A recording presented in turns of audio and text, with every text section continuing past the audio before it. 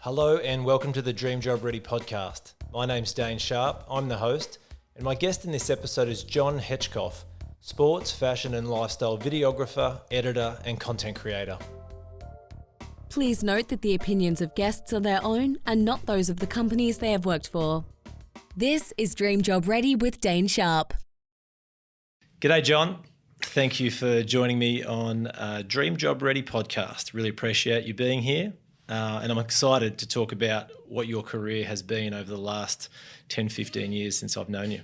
Thanks, mate. I'm stoked. Let's get into it. Take me back, first of all, to teenage Jon. Where were you? What were you doing? Where'd you grow up? And most importantly, what dream job did you want? I grew up in Virginia Beach, Virginia. And back then, I was just hanging with my two older brothers. We were on the boat a lot, at the beach a lot, skating, surfing, all that kind of stuff.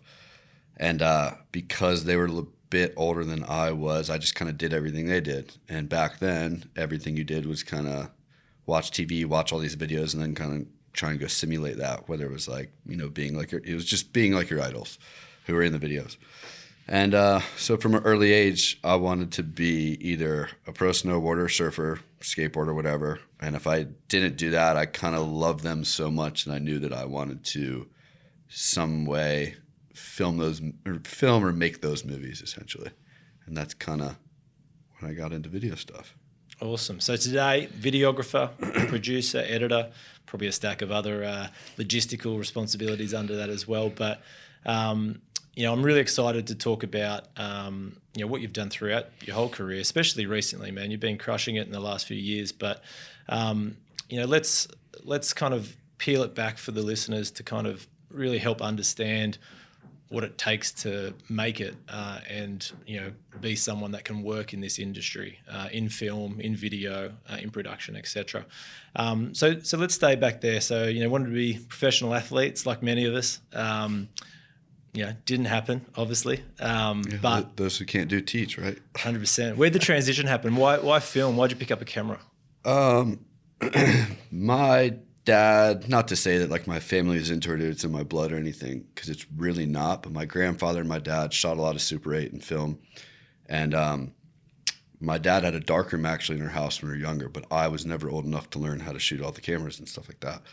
But when I started, I was like above average at surfing, skating, snowboarding, all this stuff. And my good buddy Ryan used to film me because he bought a camera.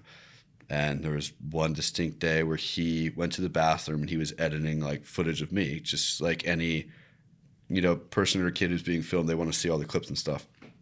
So I wouldn't leave him alone. And he went to the bathroom one day and was like, "Can you edit this? When this gets to this duration or whatever, just click this button." And I did. And then that was kind of when I was like, "Oh, this is pretty fun." And then that's kind of how I started filming everybody else too. It just kind of happened. Like I started picking up the camera more and more, and then realizing, oh, this isn't that bad. This is pretty fun. And you've been pretty humble. You were a good snowboarder, right, when you were younger? I was decently good. I got hurt a lot. I probably had a chance to go pro at one point, but I threw in the towel. It just hurt too bad. Yeah. But I did a bunch of contests. Ended up being nationally ranked at 24th in the country when I was 17. But yeah. I mean, there was moments where I was watching pro snowboarding going, I can't do this. There's no way. Yeah. This is gymnastic abilities that you're born with, and I don't have those. So I'm done. And that's the critical stage, right? I mean, it's probably younger these days, but 17, 18 is it's usually break for most people, right? Yeah.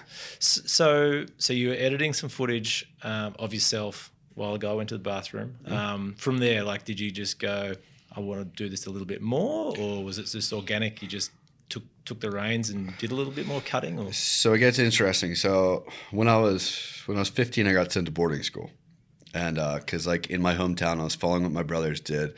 And I wasn't a bad kid or anything. I was just one of those kids who I was in the classroom and I couldn't stop staring out the window, couldn't focus on anything I didn't like, couldn't read a book, would have to read stuff 3 times over, was only cared about snowboarding, surfing. That's it. Lived and breathed it, lived the music, the clothing, everything. And at that time, my parents were where do you want to go to school? And I was just pretty baffled that they were sending me away because no one I directly knew got sent away to school. I was just this is crazy. Are you guys really sending me away to school? what's going on here? Like, what did I do? And we met with some lady, and she was like, where do you want to go, cold or hot? And I was like, cold. Like, I want to be a pro snowboarder. Yeah. So I went to school. Fast forward 3 years later, I started competing, all this stuff. And I asked my dad for a camera, and he was like, if you get, straight A's or B's or something, he's like, I'll get you a camera. So I got a camera, and then it was early on in the season. My buddies and I, boarding school, would film each other every day. And I was hitting a jump in practice after some half-pipe contest, and I didn't really compete in half-pipe. And it was like a 60-foot jump or something.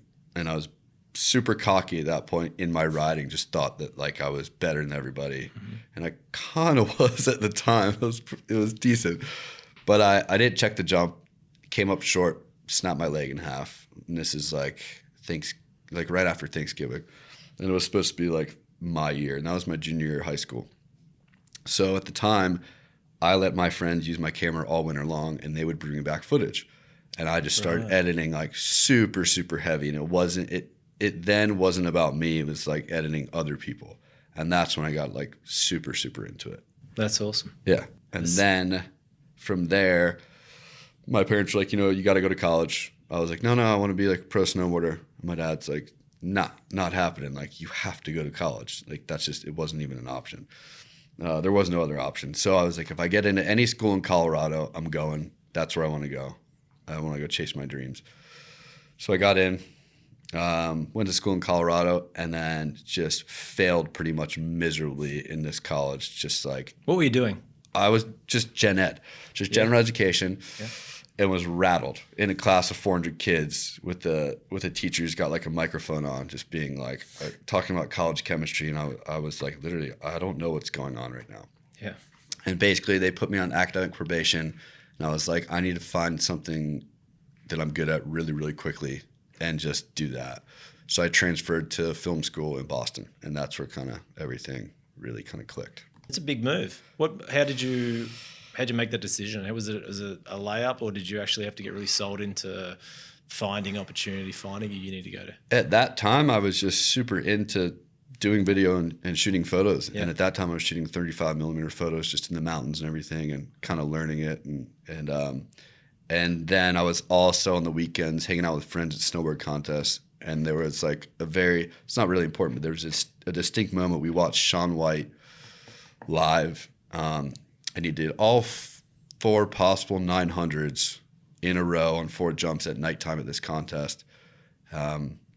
In like every stance you could do. It's like doing, writing your name with your left hand, or your right hand, your left hand, and then, and your 2 feet. Yeah. And I was like, I'm totally done. Like, there's no way I can ever do this. That's just not in the cards for me. And that's when I was like, okay, with that and everything else that happened, I was like, go to film school.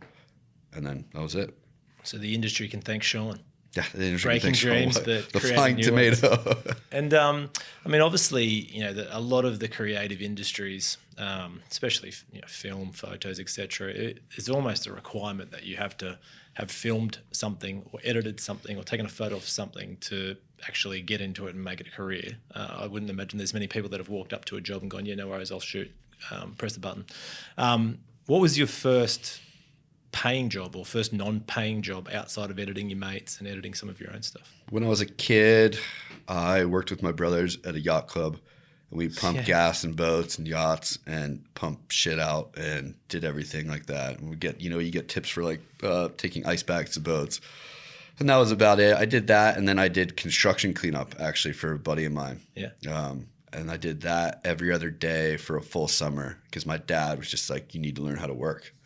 And I remember coming back with I would paint steel beams with tar paint, and my guy, while welders were above me, the sparks were landing on my back, and you're in jeans, and it's like 100 degrees out, and just, it was miserable. It's another reason not to do that for a living. Yeah, I was like, this is done. I'm done. So you're in Boston. Yep. Film school. Doing any work in the industry while you're at school, like work experience even? Yeah, that's kind of a funny one. So I wasn't working when I was in school. I was just still shooting for fun. I was shooting a lot of photos at that time and doing a lot of video for school. Photos interest you more initially? It was just easier. Right. It was just something you could pick up a camera and shoot a photo. It wasn't like video. When you're working on something and you're forced to work on it, it doesn't become that much of a passion in that time, and that's I was just kind of over it. But when I was there, it was super weird because I was a kid from like Southern Virginia who grew up on the beach, involved in like skating, snowboarding, surfing, like I said, and every kid I was in class with grew up in an inner city, and it was just way different. When we would get assignments from work or from school, those kids would do like horror movie stuff and weird acting stuff, and I would come in with like surf stuff, and my teachers didn't know how to grade it. They didn't know what was going on, but they knew it was good because you're still somewhat telling some of the story. Yeah. And I was also replicating like skits that other filmmakers in surf had done. I mean, and that was kind of how I got along. But yeah, that was kind of like how the schooling thing went. And then my senior year, at that point during the summers, I was pretty heavily shooting all the photos for a lot of surfing and skating events in Virginia. Right. During summer. Paid or unpaid? Paid. Yep. Some of them unpaid. But I grew up with all the sales reps. So like I knew all the guys at Billabong. I knew all the guys at Volcom and Hurley and all this stuff. And I was doing a bunch of Hurley stuff. And the sales rep for Hurley hit me up like 3 days before school ended for the summer. And he's like, hey, are you going to be in town, tomorrow or whatever? Hurley's coming in town. They're doing this event called, oh my God, I can't even remember what it was.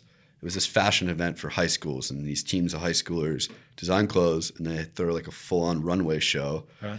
And the winning school designs product that Hurley puts in stores. And they're like, we need a photographer. I was like, yeah, I'll be there. So I drove like overnight, 10 hours, shot stuff. And at that time, Bob Hurley was there. Mm-hmm. And like, he's the founder of Hurley. You're like, oh, this guy's, don't mess up, whatever. Yeah. He's watching you. But he really wasn't. Take the lens cap off. Yeah. And at that time, he actually handed me his card, his personal business card, and was like, come out to California. I'll show you around or whatever. Wow. You should come intern with us. And it was pretty much like set in stone. I was going to get an internship with Hurley. Yeah. So my parents helped me, and I booked a ticket like whatever months it was later, stayed with a buddy of mine, and like literally called Bob Hurley. And that's so awesome. Went to the office, had an interview with him, just like hanging out, and then met with the HR lady. She took on my info. It's like guaranteed going to get this internship. And then eventually they went through some changes, and this was in 2000. This was in 2008. So in 2009, when the market kind of collapsed, they kind of pulled back their intern program, and I did not get the internship that I dreamed of. Ouch.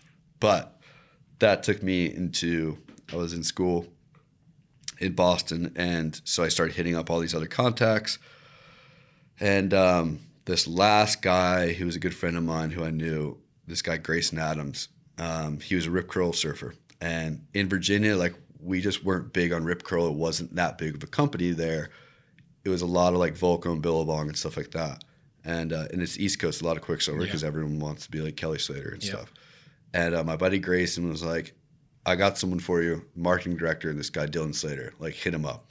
So I hit him up, and they send me videotapes of all their junior team from a Costa Rica trip. And he's like, try editing this, and then we'll see what happens. And I'm in school. This is like February of 2009. And literally, this is exactly what happened. The tapes were HD, so my camera, like my computer and my equipment, like, couldn't read them. So I went to some studio and imported all the footage, edited all the footage, sent it to Dylan and the team manager, this guy Nick Greninger, became a good friend. And they had sent me back an email that was like, if you keep doing stuff like this, you're going to have a long career at Rip Curl. And you're welcome to have an internship here. And I was still in Boston. It's snowing outside. I'm like really excited. And the video went online, went on a surf website called Surfline, and it got like 25,000 views. And at the time, that was kind of rare. Like, a lot of stuff wasn't. It's like about a billion that. now. Yeah, it's 10 years ago. Yeah.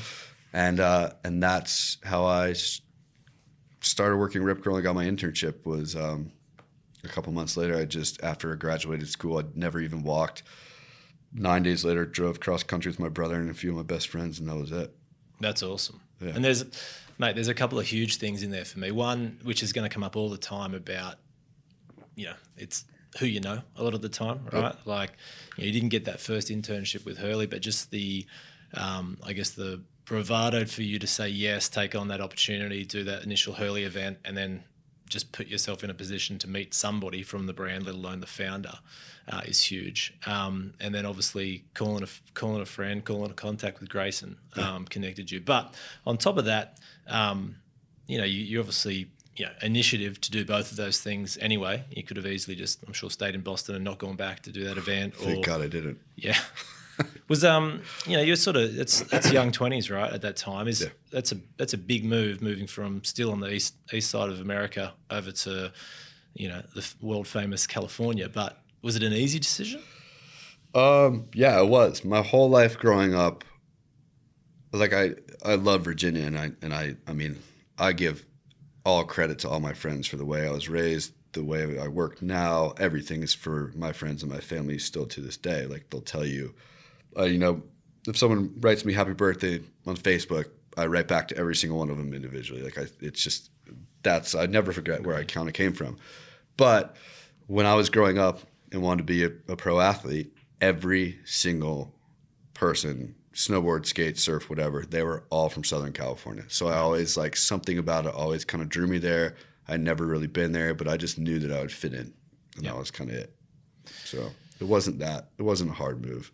It was different. It was pretty far. So let's talk about that Rip Curl. As listeners will now know, I spent 9 years there in the global marketing teams where we obviously met. Yep. I remember the early days of Jon Hechtkopf at Rip Curl, but highlights. Give me a highlight. Give me a low light. Highlights were probably all the World Tour surfing events we worked, because I kind of found out what my kind of calling was. Kind of learn how to delegate things and work really hard and work with other people a lot more. And it was just fun. It was just everything different every day, and you just kind of had to learn it on the go. Yeah. Low moments, I don't know if I had that many. Maybe just being marooned on a beach filming perfect waves. That's a pretty low moment when you can't surf. Yeah. And making you stand on the beach getting for sunburned 5 hours, and right? bug bites, and it's not as awesome as people think it is. I think I've got some amazing photos of you literally just wearing a shirt over your head, burnt to the crisp. Yeah, I was filming Tom Curran once in Indonesia on a boat trip for Rip Curl. Sounds horrible. And I literally, the tide went out. I was on a dry reef, and I was getting fried. And I wrapped my shirt around my legs, and I couldn't even turn the tripod enough to get Tom on a wave. I was just I couldn't move. I think one of the reasons we got on so well, certainly in those initial days, was I feel like I've got a pretty good take on talent when it comes to in the creative world. There were filmers, photographers, etc. that I didn't resonate with straight away because I didn't think they worked hard. I didn't think they were open to learning, etc., etc. That was one thing that really got me straight away with you, is that. You obviously knew your craft and kind of knew what you wanted to be, but you were definitely open to feedback in those early days. Listened sometimes, didn't listen others, but definitely open for feedback. Definitely wanted to learn, and we're okay doing sometimes the shit jobs in this industry. It's not all gravy, as you said. But the other thing is, I knew very early that. On top of that hard work, you actually had a skill. There's some people that, especially with shooting, photography and video, there's some people that have it, right? And you can, you can learn techniques and you can learn technology, etc. But when did you realize, or maybe you haven't realized still, but when did you realize you're actually pretty decent at it?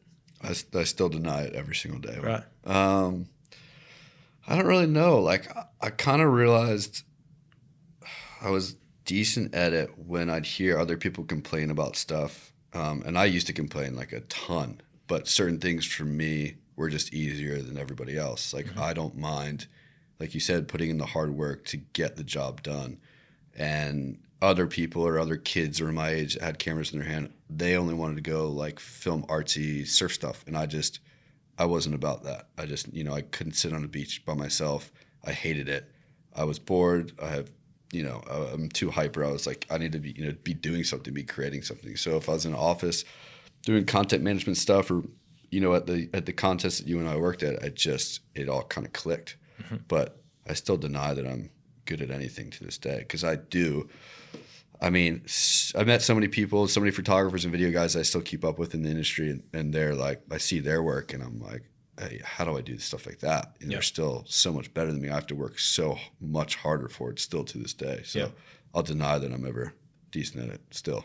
Any guys in the industry or girls in the industry that you followed or thought were great when you were starting out? When we were starting out, a lot of the stuff, like Rip Curl International would give us like chances because we were kind of the Americans, and Rip Curl, if people don't know, it was kind of like run by the international department, which is in Australia. As it should be. It's an Australian brand. And so all the big campaigns were done by them and by guys you worked with and girls. And all the U.S. guys would be given chances, whether it was like a Grom trip or whatever it was. Yeah. And I was working there, and we were doing some Grom thing in Hawaii for like 2 weeks. And my buddy Corey Wilson was with me at the time. And he was a photographer and a friend. I'm best friends with his older brother, who also interned at Rip Curl with me my first year.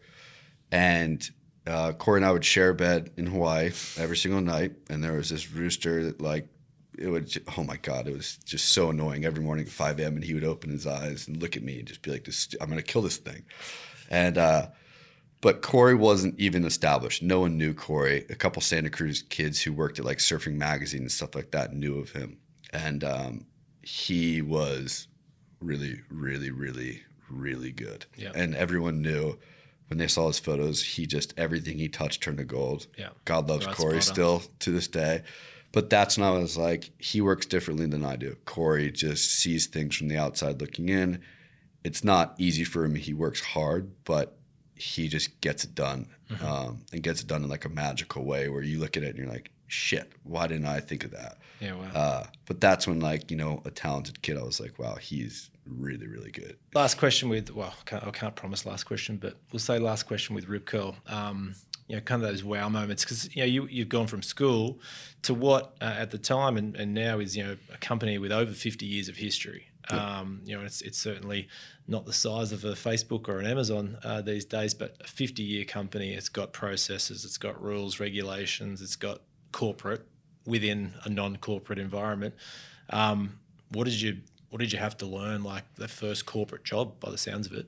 Oh my God, everything. I mean, every job I do now, anybody I talk to on set, they'll guarantee you, they'll tell you I'll mention Rip Curl at least once. And at the time when I left, I wasn't that stoked. I was pretty burnt out. I was a little negative back then and everything like that. But you learn everything. I mean, there was key guys there. There's this guy, Sasha Lopez, who was the art director in the U.S., and he taught me, everything. Like kids these days who are on Instagram or make their living, or have made their come up through that, they don't learn all the corporate structure of like logos, but people don't understand that like logos are in little millimeters of spaces on surfboards that you create on PDFs, on all these little documents and colors and compression and all this kind of stuff. So like learning that at a corporate level is pretty crazy, that the window displays on the shops halfway across the world have to match everything in the videos that you're doing. And everything, the music, all that stuff. But also learning, like the biggest one is learning how to manage the amount of content a company that does $100 million in sales every year, like managing all that content that you have to get out there in the world, because it's way more than like doing a YouTube video every day for a vlog. That's true, mate. And what about, just sort of riffing off that, what about what you want to do versus what the company want to do? Because as I actually interviewed Neil, first podcast on this series, Neil Ridgway, the global marketing chairman, where one of the things he said in the podcast was, the brand is bigger than the person, and it's one of the hardest things that people learn going and working for a cool company like Rip Curl, or like Nike, or like Google, is that the company exists. It's got its pros and cons when you're in there, but it's a brand, it's a business. Talk to me about that. And I'm sure there's times where you wanted to go shoot something on your own, or you had an idea for something, but it didn't fit within that plan or that campaign. Yeah. When you work on a corporate level, you have to like throw any ego you have out the door. You cannot say, this is, you guys hired me, but this is the way I do things. Nah, it's like they hired you. This is the way they do things, and you have to kind of mold yourself to it. And it's a tricky one these days, and just in general it is. But I think that's kind of the beauty. It's like, you'd go do something, and then my bosses would be like, nah, whether it was you or somebody else, you're like, no, do it again. You're like, what do you mean? Like, this is like kind of my style. They're like, nah, it's not like Rip Curl. It's not this company. It's none of that. But it's a huge one. Like, you definitely have to know how to work with people, and it's the overall thought process of like the entire company that matters, not your own. But that's kind of what makes it beautiful, is like working with 10 different guys to create one project. And once you learn how to do that and figure that stuff out, you'll learn that in the end, that project's going to be way better with 10 people's input than just yours. Yep. Because there's just stuff that you're not going to think of. And the other thing is, sometimes it's not, though, right? Like sometimes it's not, but that's just the deal. It's What did you sign up for? It's another comment around that ego. It's so many times in my career life, I've not necessarily thought it was the right way to do something, or thought there was a different or a better way. And evidently there might have been, but you just got to suck it and see and move on, right? And sometimes, you know, if you're like actually shooting something, you can be like, okay, well, let's do it your way, and then we'll do it my way if we have time, just to have both options. And that was fun too, like doing things like that, because then in the end you can do 2 different edits and you see what they wanted, and then you kind of can see the difference. So but it's all a big learning curve, but it's kind of crazy, but it's fun. All right, quick one with crazy before we step off to the next job. Let's hype it up. Best trip, most funnest trip you ever did with Rip Curl. Where was it?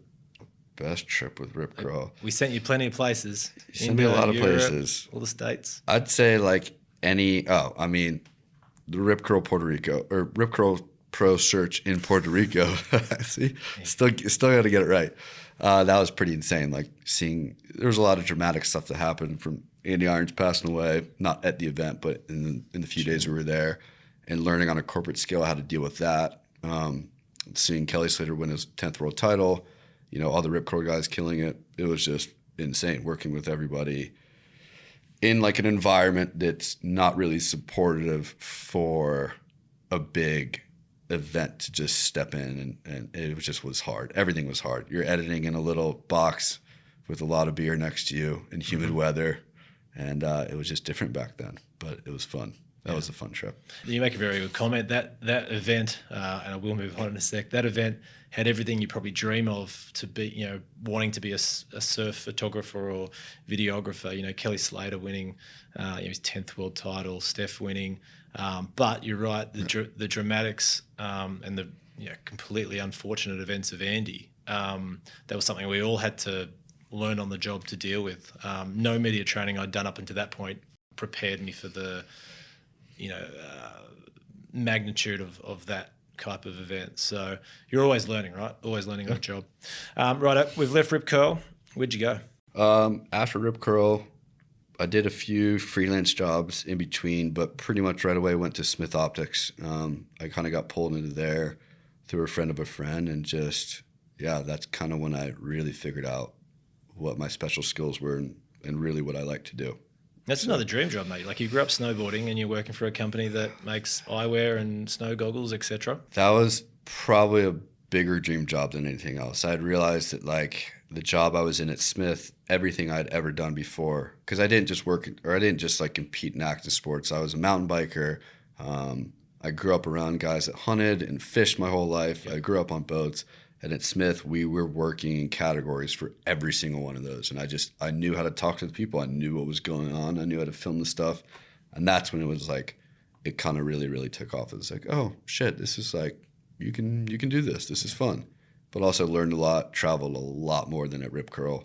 So it was crazy. It was really, really crazy, but it's fun. I remember when when I spoke to you about that job, it was a huge opportunity. I was stoked for you.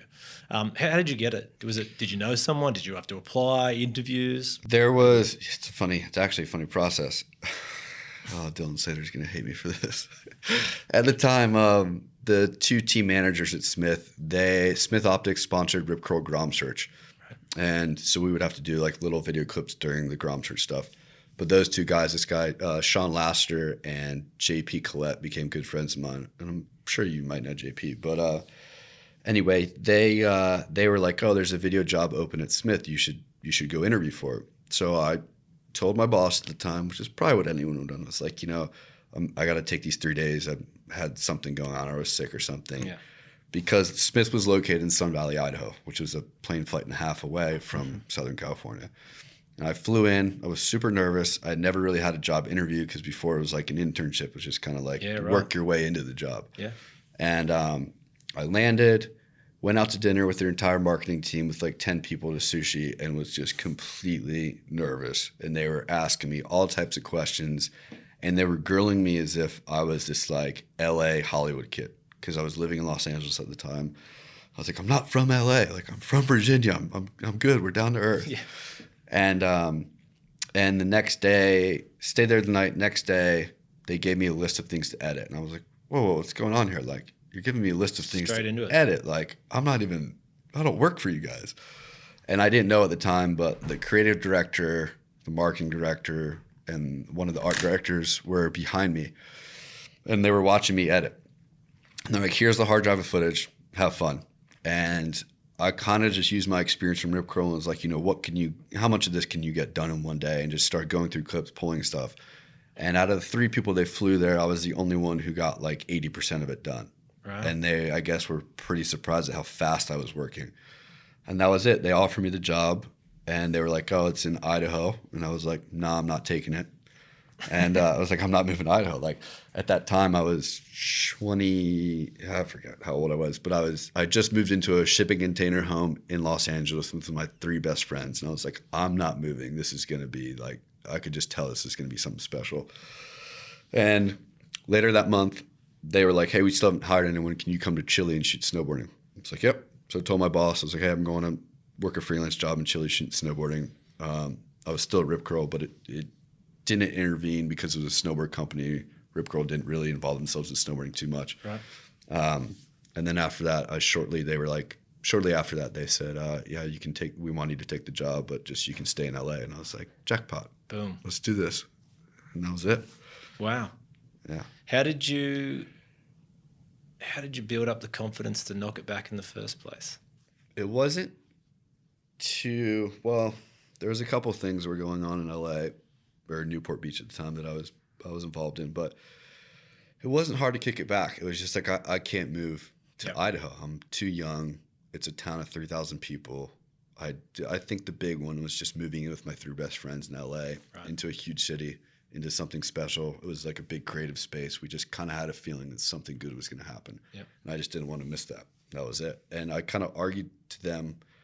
I was like, you guys say I'm going to be traveling a lot, not even living here. Well, I live next to LAX now, 15 minutes away. It's the biggest airport like in the world. I'll just fly to there. So eventually they just said yes. Wow. Are you a pros and cons guy? Like, do you write down pros and cons? My dad does a lot, and he told me to at the time, and I don't think I did. I just kind of knew, what was going to happen. Awesome. Yeah. And so eventually got the job a month later. Yep. How long were you working with Smith? About the same time as Rip Curl. I think about 3.5, 4 years, if I can remember. Yeah. So that's another solid amount of time to be learning, growing, developing, etc. Yeah, and then their parent company, after all that, I mean, we traveled around the world. I met one of my best friends who's older, this guy, Mark Welsh, who's a famous like and just lifestyle outdoor photographer. And he was going through a divorce at the time, and he was the photo guy, I was the video guy. We were flying everywhere. And it was just rad to see him. He's taught me just as much as you or any of the key guys in my life. And to see someone go through like a tough time, but also inspire you to work harder and he still is a big mentor to me. But that was like a fun kind of couple years. And then the parent company put kind of a stranglehold on him and said, Smith has to move out of this little tiny mountain town. They got to move to Portland. My boss was like, you can move to Portland if you want, but I probably know it's not what you want to do. And I was like, yeah, I'm not moving to Oregon. And that's kind of when I was like, had that oh shit moment where I was like, I'm kind of older. I've been partying a lot in LA. Like, what am I going to do now? What'd you do? When I met you and we were at Rip Curl, there was no YouTube. There was no Instagram. Or there was YouTube, but it wasn't what it is now. Mate, I was doing $1 million deals with YouTube. They don't give that away anymore. So yeah, it's changed a lot. It just changed. And the work we were doing changed. And that's a whole nother conversation in itself. But when I left Smith, I was kind of like, what do we do? Like, what do I do? Because, before that, you're used to working these huge content jobs at the companies and making videos every single day. And now it's just like, I really didn't know what to do. I knew that I had worked a lot of freelance jobs doing like brand videos and catalog work and stuff like that. So I kind of just assumed that I could keep doing that. A couple of friends like hooked me up with some freelance jobs like that to keep me going. And then that's kind of how I fell into what I'm doing now, essentially, and just kept it going, kept the dream alive. And you Smith, you learnt probably some more managerial skills people managing skills, team managing skills than you would have had for the curl. So where did it take you? You just went, well, I won't say you went straight there, but you just started finding bits and pieces of freelance kind of gig? I don't know, like early 2009, when you did work a freelance job, basically someone would come in and say, I have a denim company. We're going to shoot this catalog with a photographer. Can you come in and do a video? We just want like a 3-minute video for the website, like a brand video. So you're like, cool. And then that kind of evolved into, we're, for instance, we're a cheese seed company. We want to do a voiceover and then shoot all that lifestyle stuff and have you make us a brand video that talks about our company. And you're like, cool, that's it. And those companies would pay you anywhere from like $800 in the low end to like $5,000 in the high end. Mm-hmm. And then when Instagram and YouTube started blowing up, you started doing all this short form content. So then when I left Smith, I was like, that brand thing doesn't really exist anymore. The next step of that is like commercials. So it was kind of like how to transition into that. Yeah. And that's when I really used my like corporate background and not really managing of people, because I never really managed anyone. I managed content and stuff like that and worked well with others. But I used those skills to figure out my next steps and kind of going like, okay, I think I can do commercials one day. Mm-hmm. I'm not ready. It kind of freaks me out. I'm super nervous, but let's just keep working my way there. Yeah. And that kind of like led me into just a bunch of freelance work that was a bit more structured. And it was kind of in the middle ground of like, you're doing commercial work, but the commercials you're doing now aren't going to TV. They're going to YouTube, to Instagram. And you're in the right place to be in that changing of the guard in California as well. Like you're a humble guy, and I'll put your Vimeo link in the podcast description. But you flick through who you've worked for, and I'll let you talk to any of the brands or companies or people. But you've got everyone from so varied, mate. You've got everyone from the fat Jewish doing videos for him and his initiatives, to Whitefox, Quicksilver, and then right down to individual models and content creators. Yeah. Talk to me about it, especially what you said before. One job might be 800, one job they've probably asked for free, one might be $5,000. How is it all coming at you? How do you share a bit of wisdom for that guy or girl that's coming up in the industry to make that happen and make it work? So in the past couple of years, I've learned a lot. I've worked a ton of jobs in the past 10 years since I was an intern and stuff like that. But the big one I've learned even recently as I get older and older is you're never too good for any job, no matter if it's $500 or $10,000 or $20,000. You have to work everything, and you have to go into every single job and treat them like equal importance, right? Like now that's my biggest thing is I don't treat any job smaller than one of my big clients, because they're not, less important at all. Sure. And you just work just as hard. The more people that are talking good about you is the better. Yeah. And that's how I kind of got all that content. But I kind of just take on everything. My friends probably think I'm a workaholic, or probably know I'm a workaholic. But I just think you can learn something from every single job, big or small. And that's kind of got me to now. Where did that insight come from? Did you just develop that thought overnight, or is it something that you got told by a wise man one day at a bar? Most of my friends know that when I was working surfing, like I wasn't that happy. I was happy to work the events with guys like you, and when I was learning, I was super happy.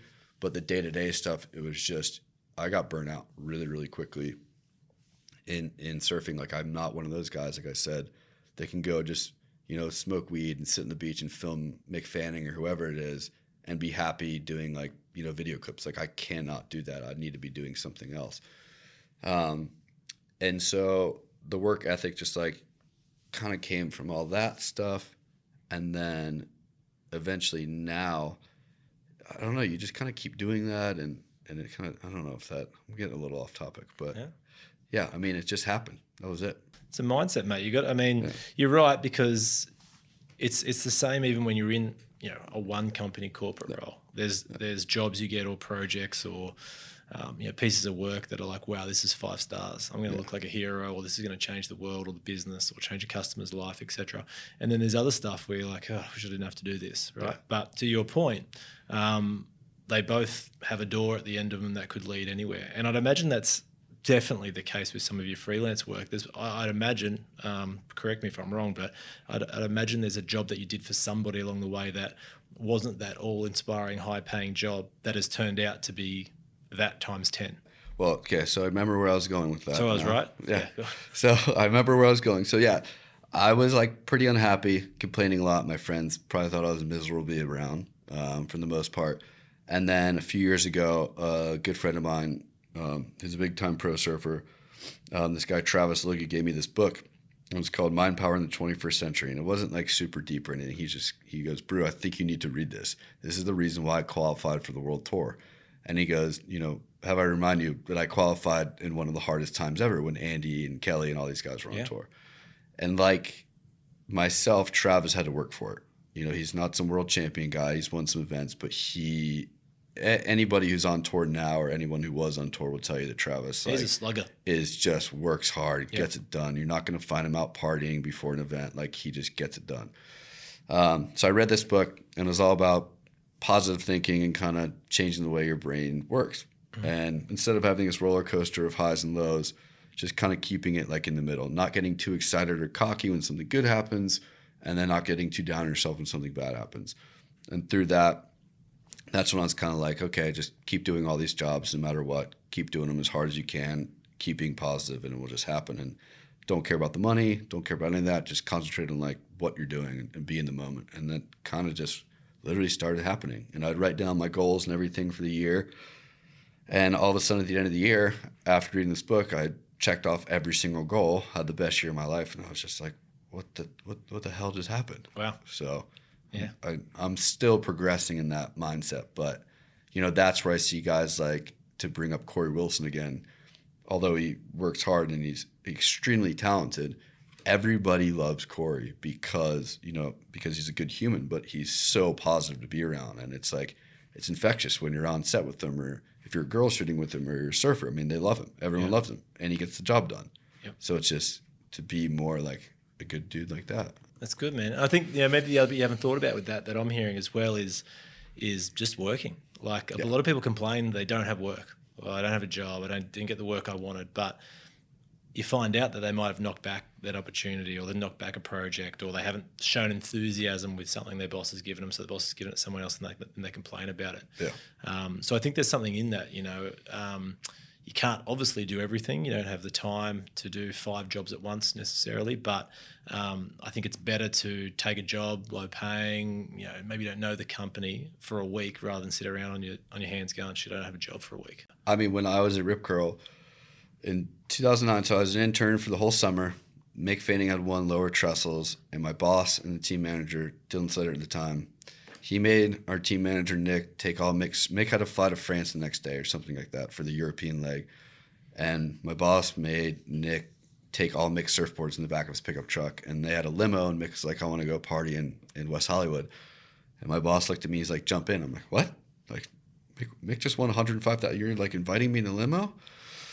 And we all went out and everything like that. And I was still unpaid. My dad was like, if you don't get a job at the end of the summer, that was in September. He's like, if you don't get a job, you're flipping burgers. Like, that's it. And he was serious. Like, he's a very hardworking guy. He was a dentist for 45 years, drilling kids' teeth every single day. Like, he knows what hard work is.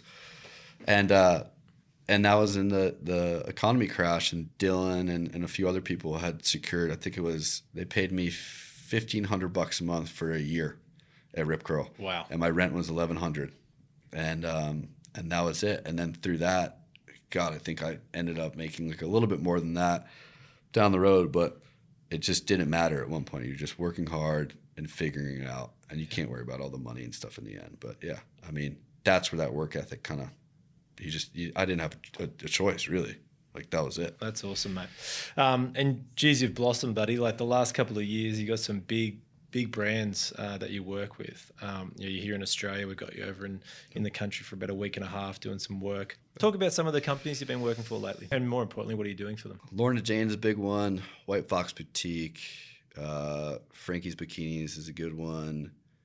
I still do some work for Smith Optics. I've done some work for the Waldorf Astoria recently.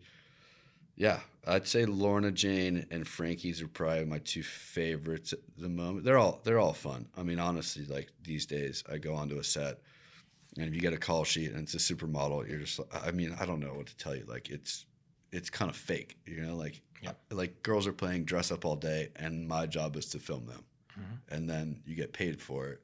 But there's a lot of back end stuff. How'd you get those 2 jobs? Can I ask you? Like Lorna Jane, huge, Australian company. Huge company. I didn't know about them at all until I shot a job for $300 with a buddy, and then just because he was a friend of like 4 other friends, and the 4 friends he threw at me were like really close friends of mine, and I was like, all right, if he's friends with those guys, like he must be a good dude. I'll go shoot for 30 minutes. Some Australian actress or something, and he had a friend at Lorna Jane, and they were looking for some video stuff, and that was it. Like 3 days later, they hit me up. We did a 3-day job in California, and we all kind of hit it off. And I've just been knocking on wood since and trying to work as hard as I possibly can for them. And it's been great. Like you learn a lot. It's really fun because you're not shooting girls in bikinis. You're just, with like, it's not just a model on the beach playing dress up. What that company stands for is like pretty cool. Yeah. And empowering women of all walks of life. And it's really, really fun to be a part of. It really is. And everyone has fun throughout the day, like you're eating healthy, you're running around, and it's just a good time. Because working for Lorna Jane, I imagine, is many female and male people's dream jobs in Australia. Yeah. It's a huge brand over here, like around the world, I'm sure, but certainly in Australia, with the history the brand has over here. Another big corporate company as well. Like, what do you pick up? What do you learn? I mean, you still learn all the same stuff back in the Rip Curl days. You just work as hard as you possibly can. The biggest one is like you're trying to please them. And that's with any job really, but I'm trying to please my client. So if they want to change something, or you have to stay up late in the night, or, if you did an edit that's 15 seconds and you really loved it and they don't, like, it doesn't matter. You have to change it. You got to work your ass off. And with them, the amount of content we create is pretty insane. Like every day we shoot on average 5 15-second commercials throughout the day. Each of those gets converted into 4 different sizes for all the social channels. So it's a lot of work. Yeah. And usually the deadlines are like a week after. So I stay up all night and stuff like that. But you just have to remember, like, 1, I'm grateful to have that job and be in that position. But 2, like I said, like at the end of the day, when their CEO or their creative director or the owners or anything, when they email me and all the girls who work for the company, and they're super stoked on what I've done, that I've worked my ass off for, like, in all honesty, like, you're working hard. Yeah. You forget they're supermodels on set because you're just working. And just like anybody else, you got to work. But at the end of the day, like, that's the big one. It's like you're just satisfied. It's just a good feeling. Yeah, that people love what you're doing.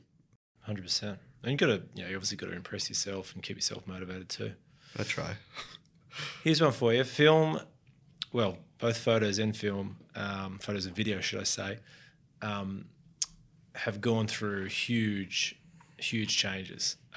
Just the leap from film to digital video was a game changer for a lot of the people working in it. Some people didn't accept it. Others jumped immediately and crushed it. A lot of people got caught in the middle. What advice would you give someone in their young 20s now, knowing that the next 5 years is going to be even more ridiculous with AI, VR, everything under the sun? Is there advice that you can give, or are you just trying to keep up with new technology that comes out, new platforms, etc.? I'm getting better at trying to keep up, but honestly, I don't pay attention to it. My whole thing has always been, like, obviously working hard, but I have to work harder than, like I said, I have to work harder than people that are just have like that, born gifted talent. Yep. So my thing's been like, I don't care if that cinematographer on Instagram or whoever it is, or that guy who did, the Quentin Tarantino movie has a $400,000 lens on his camera. Like, that's not what I do. I'm not good at that. And you still, like, it doesn't matter the equipment you have. You still have to tell the story, and you still have to get the job done. Yeah. So you kind of work with what you have. That's kind of always how I did things, because when we were younger, it's just, whatever cameras you had in front of you, just made them work. And I still do that. And there are people that are super snobby about, like, lenses and cameras and 8K and 4K, but those people probably aren't editing the amount of work that I'm editing. So I also know on the back end of, like, the post-production, like, I don't need an 8K camera. I don't need this. I don't need that. I don't need a VHS camera because you can replicate that stuff for the most part in editing. But I try not to, like, pay attention to what's going on. If I walk through, like, electronics store, I know that a 4K TV, like how many people you know that have 4K TVs? Not many. So I know my camera is going to like last a little while. Yeah. But my thing's always been just concentrate on you, stay in your lane and do what you've always been good at, and that's it, or do the best you can do. You need those people too, right? You need those people. Like a lot of the jobs we've done nowadays, and even for Lorna Jane, or we've done some like hotel commercial stuff where you need like car mounted cameras and crazy microphone stuff. And that stuff is like when you're like, you got to know when the time is to call in the specialty people. Yeah. That's the big one. It's like, so in the surf world or action sports world, you're kind of like a one-man band your entire life. And then when you go into the more pro world, you have to realize when to just throw in the towel and say, okay, I have to spend, all the budget on getting other guys to help me do my job, even if you don't make any money off of it. Like, that's just how it is. Yeah. And that's how it goes. But then, like we talked about earlier, it's like that end project, just when you're working in a corporate company with all these people, like that end project's going to be so much better. And you do that a couple times and you hope that eventually you get a bigger client and then you make your money back somehow. But that's kind of like the technology thing there is that's like the next stepping stone in commercial stuff is you just hire people out. Yeah. Yeah. To help you do your job. Mate, this segue couldn't have been any better. Every episode I do a student question of the week. Yep. This one's from a guy named Sebastian. His question is, and I think this is actually a broad question. It's not specific about a filmmaker or a videographer, but it's a segue couldn't have been better. Would you suggest being a specialist in your field or a jack of all trades? And I guess this would you suggest is what advice would you give someone that's 18, 19, 20 starting out? Jack of all trades for sure. Like, I think that it's important in any creative area, you should definitely like be able to hone in on a skill. Like the whole film world's a big world, obviously, and I know how to do like this little social media stuff pretty well, or making social media videos for the other clients. But I pride myself in knowing like a little bit about everything that I'm doing. And I think that like when you go to big corporate companies or you meet people, like those are the important guys, like if you can only do one thing, you're not going to last very long. And that's where like you challenge me and other people challenge me. In the webcast days, we'd have to do things and I'd be like, well, I don't know how to do that. And my boss at the time were like, well, you better figure it out. Strap yourself in. Yeah, like just figure it out. Like you have one day, go ahead. And you'd figure it out. Like that's part of like a creative process, but I think it's like a life process, right? Trial and error. You learn from every job, you learn from every mistake you make, and you learn from all the good stuff that happens and the bad. But yeah, jack of all trades. And you don't have to do everything, right? You can, if you don't like something, move on. All right, mate, we've got to wrap this up. Next dream job, future dream job for you. What's next? Future dream job. I'm kind of in it, but like I used to do all the video stuff and I used to look at other people's work and I'd be like, one day I want to direct a Victoria's Secret commercial. If I'm going to be shooting models, I'm going to be doing the best stuff in the world. But having said that, I didn't really realize that I was already doing some of the best stuff in the world for other companies that are way cooler and way more empowering than a Victoria's Secret or whatever it is. So I think I'm kind of in my dream position. I definitely want to keep evolving, keep getting better, and keep challenging myself. That's like the big one is when I see movies now or other commercials, it's like taking those things into what we're doing now. So the next thing will be, hiring other cinematographers that are way better because my talent only maxes out but at some point. And then doing like really, really insane work. But yeah, I think just making the productions bigger and having fun. That's kind of it. Yeah. Simple. I'm in the dream job. Awesome, mate. Well, we'll share your channels, your Vimeo and some of your other social channels on this podcast. Really appreciate your time today. Good luck in the next couple of years, mate. It's going to be awesome. Thank you. You too. Appreciate it. Thank you.